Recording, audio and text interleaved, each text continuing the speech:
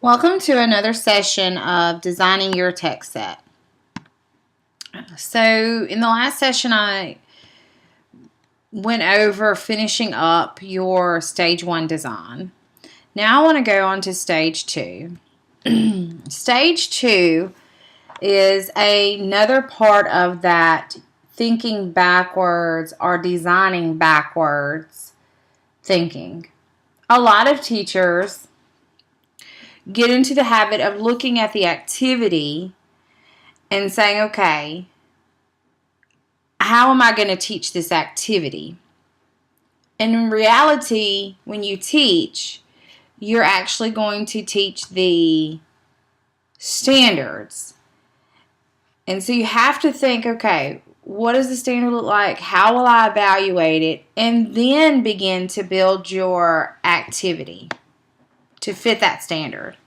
So we're going to focus on stage 2 and using evidence. Again, you want to make sure that you have your scaffolds here in front of you because these scaffolds are very, very important to you building that evidence criteria.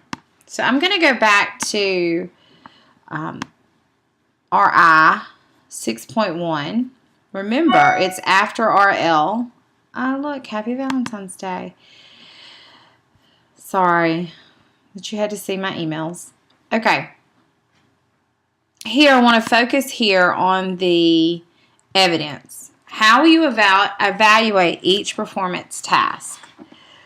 Well, the performance task is actually the task where the students are going to perform these objectives. So you want to go ahead and start thinking, okay, what do I want them to know in each lesson? And then here, overall, what am I trying to get them to do? Okay, so you go back and you look at your standard. I'm specifically here focusing on, in lesson 1, I'm specifically focusing on 3 standards. So therefore, I want to be able to evaluate these standards. So how will I evaluate this? Reading closely, analyzing diverse text proficiently. I'm going to go down. That's my objective. How will I evaluate it? What does that look like? Well, I should go over here to my scaffolding and let's keep doing. Students keep reading. Students, they're going to actually do self-checks to ensure comprehension throughout. They're going to examine unfamiliar words or phrases and attempt to uncover the meaning of those words. They'll cite evidence from the text in the form of specific details or examples. Okay, so how will I evaluate their analysis? Well, I'll know that they analyzed because students cited details. Students cite specific details and evidence from the different informational, let me use the proper words, diverse informational text to support their ideas. That's what I'm actually looking for. Can they cite the evidence? And how will they be able to cite evidence? Well, they're going to be able to analyze, right? So let's go back. Here, it says students understand the authors purposefully include specific details. Okay, they're going to do this by reading closely. So I want them to be able to pick out specific details and understand which details go and which details don't. So let's go. We can put this in here. No, take out the will. We want to say students select, analyze and select. Select the different details that support their ideas and will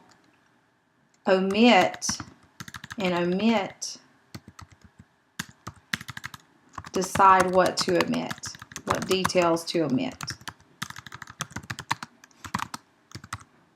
So when I build my evaluation criteria, like what am I specifically looking for? And I'm going to my scaffolds to help me do that.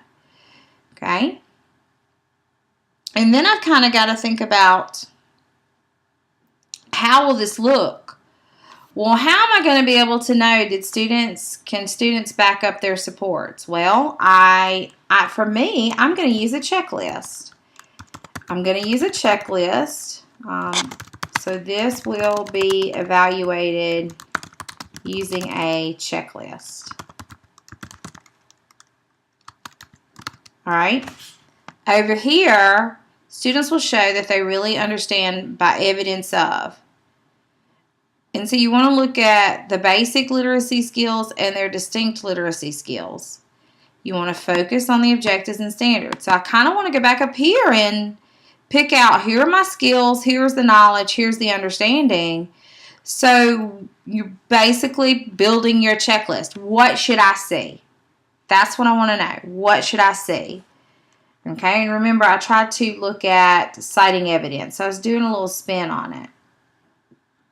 Whereas here I have reading closely. So I almost feel like I need to go back and change this, or I need to change this. If they don't match, because here you're not really doing that. You want them to closely read. You want them to analyze the information. So let's go back. You said you want the students to read closely and analyze diverse informational text proficiently. Well, then you go back, cite textual evidence to support analysis. So see here, my objective is lacking. Okay? So the students will cite textual evidence when reading, but by reading closely. By reading closely and analyzing diverse informational text proficiently. Now, see, it's a fluid. It's not do this stage and you're done with it. Do this stage, you're done with it. What you're actually doing is you're going back from stage to stage and making sure standards align with your objectives align with the standards, and your assessments align with the objectives, and in turn align with the standards. So that's what you want to think about here. So in here, I'm definitely going to need to make sure that I teach the students what should they know, what evidence is valid to support their ideas. And so I'm going to teach them what skills should they know, how to cite evidence from the text to support ideas by using paraphrasing or author's direct quotes. See that alignment? How when you're evaluating, you're thinking all this through. So over here, refer to all the literacy skills. Well, I'm basically pulling up here. What's going to be in my checklist? In my evaluation checklist, students should reach, and so my checklist looks like, it would look like not seen, seen occasionally, or seen frequently, because I'm observing. And observation doesn't have to be a verbal a visual observation as far as watching the class. It can be both visual and looking at the text, at what they're writing. It can be their discussions. So think about that. In my evaluation checklist, students will meet the scene occasionally, are seen frequently, to be proficient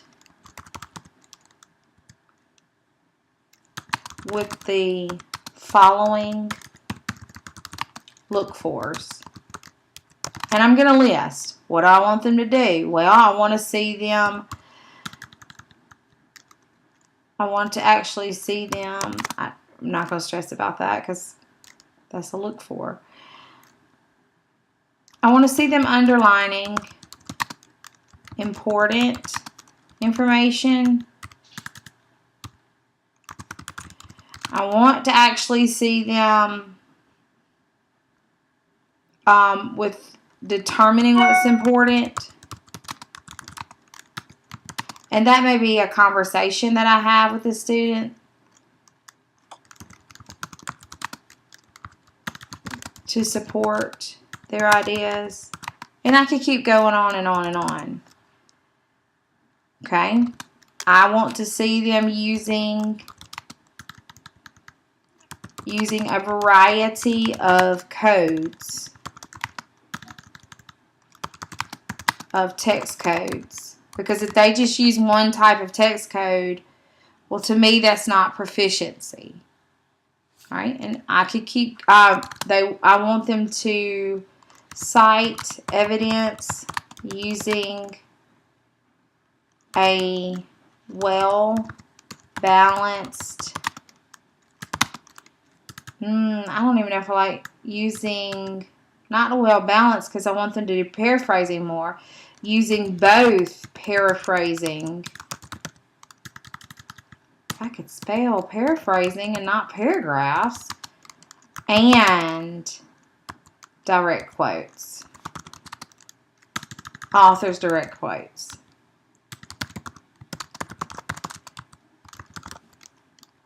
And so I want to go back up here and change this language by using paraphrasing and author's direct quotes. And I can keep going. But I kind of have an idea of how will I evaluate this objective which matches this standard. And again, you're going to revise and edit going back and forth. Here's the evaluation criteria. How will you evaluate each informal assessment? And students will show that they are developing an understanding by evidence of list of informal assessments. Well, this is my formal assessment. So maybe this is this lesson will be, maybe I could say I want this handwritten, right? So this will be evaluated using a checklist to determine, using a checklist to assess a student's written work or written task. And then here, you could use the checklist to do it in an observation. And so, and you can use this checklist all throughout the 4 lessons. So informally, you're going to be assessing this standard or this objective in this lesson, not just in the first lesson, but all throughout. So, not sure why it's on bold because I'm not up here. So here I could say, throughout the lesson, the unit's lessons, the evaluation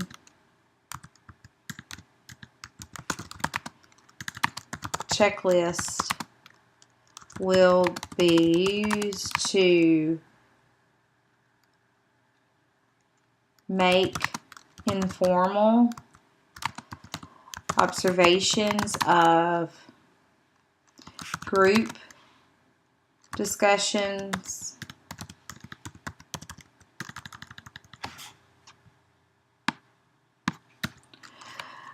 of, and let's just not, we don't have to get in the specifics right now. We can come back and change it. Informal observations of the variety of discussions. And see, I said, okay, I'm going to use this checklist not only in lesson 1 for their written assignment, but informally I'm going to assess, using this checklist, the students in the other lessons through their discussions, and so on and so forth. And then you're going to list the informal assessments that are throughout the lesson, and I know that I'm going to do checklist. And up here, I can continue to say checklist will be adapted. And so that's what you're looking for. You could easily do that. Okay? This is the list of formative assessments throughout the lesson. And it's very brief, so just watch. You don't have to go and create everything again. All you have to do is simply say checklist from formative assessment in lesson 1 will be adapted for observation assessments throughout the unit. Very simple. Informal pieces here, formal pieces here. Your informal should drive your instruction for that informal. Okay? That's stage 2. And remember, you're not just stuck in stage 2 in the evidence. It's a plan. And so you're going back and forth, making changes, making sure everything aligns. I hope that it's been helpful for you. You should be able to have some different type of assessment strategies that are common throughout. Remember, you're not planning based on the activity. You're planning on the standards and objectives that you're building. Scaffolding is your friend here. Use it and use it well. I hope this has been helpful. Next video, stay tuned because we're going to walk through stage 3.